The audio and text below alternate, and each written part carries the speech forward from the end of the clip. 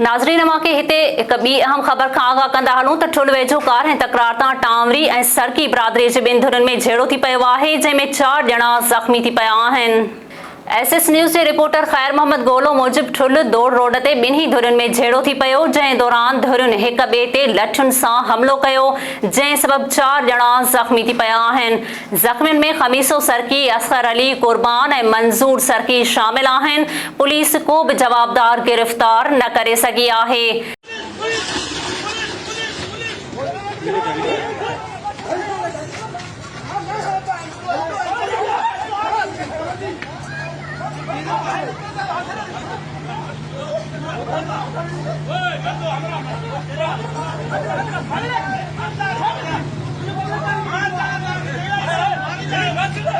बस